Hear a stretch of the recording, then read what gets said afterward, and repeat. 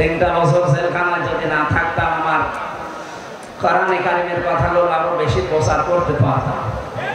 যারা আটক করে রাখলেন, কি হলো বলেন তো? ওনার কোনো লাভ হয়েছে?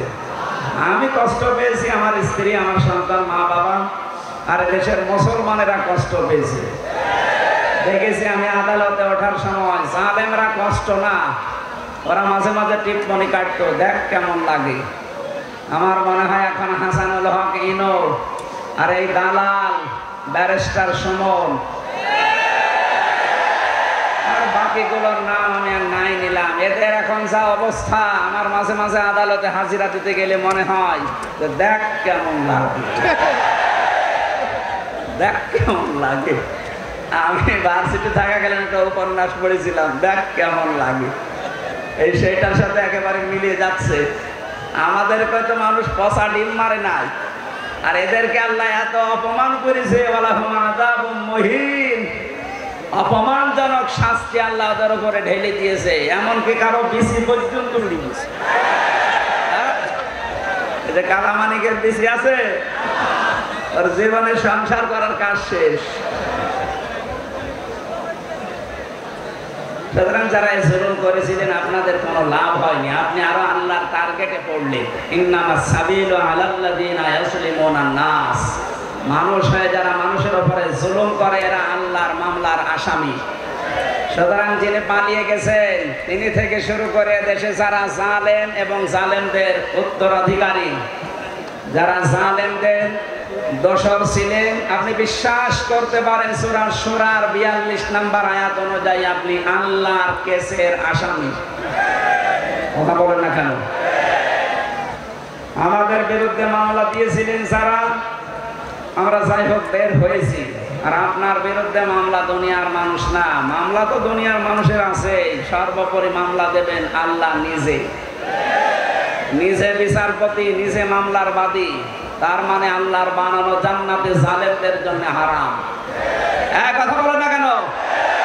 ওদের নামাজ রোজা, ওদের এই হজ দান সাদকা যাই করেছে সব মাঠে মারা গেছে। সামনে যারা আসবে তাদেরটা যেন মাঠে মারা না যায়, এই জন্য সতর্ক করছি, আপনি যেন জালেম হয়ে যাবেন না। সমাজ ভাইরা, এই জন্য আমরা যে কথা বলতে চাচ্ছিলাম, জালেম ছাড়া তারা নেতৃত্ব দিতে পারবেন না।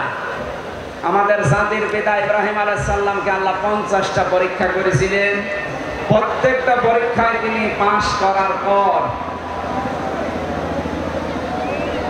হেলিকপ্টার যারা দেখেননি, এটা শেষ হওয়ার পরে মামুনুল হক আবার আসতেছে, ওইটা আবার 10 মিনিট ধরে দেখবেন নাকি?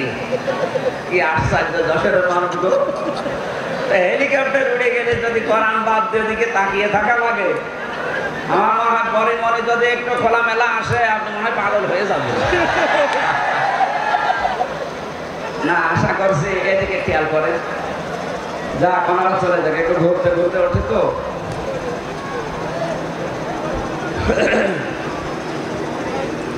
যারা জালেম তারা নেতৃত্বে আসতে পারবেন না। সুতরাং জুলুমবাজ যারা, এদের জন্য নেতা হওয়া হারাম, এদের পেছনে থাকাও হারাম।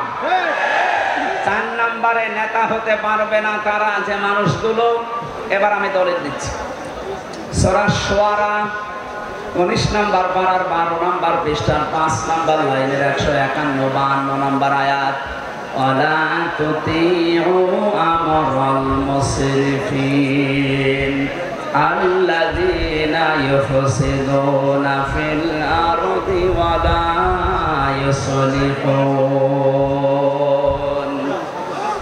আল্লাহ পাক বলেন তাদের অনুসরণ করা যাবে না, দুনিয়াতে যারা ইসরাফ করে, অপব্যয় করে, অপচয় করে, দুনিয়ায় যারা আল্লাহর তৈরি করা আইন বাদ দিয়ে মানুষের তৈরি করা আইন কায়েম করতে চায়, তাদেরকে ফাসাদ সৃষ্টিকারী বলা হয়।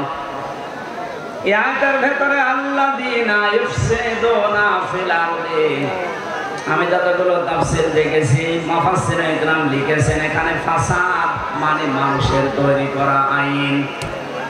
যশোরবাসী হৃদয়ের কান দিয়ে শোনেন, আল্লাহ নিষেধ করেন অনুসরণ করতে তাদের যারা মানুষের তৈরি করা আইন প্রতিষ্ঠা করতে চায়। এখন আপনার বিবেকে যা বলে আপনি তাই করেন। দুই নম্বরে ওয়ালা ইউসলিহুন, দুনিয়ায় যারা সংশোধন চায় না, এ পৃথিবীতে যারা শান্তি স্থাপন করতে চায় না, শুধু মুখে বলে উড়িয়েছে 15.5 বছর যে আমরা শান্তি চাই, যত অশান্তির দাবানল তাদের মাধ্যমেই চলেছিল। কথা বলেন ঠিক কিনা?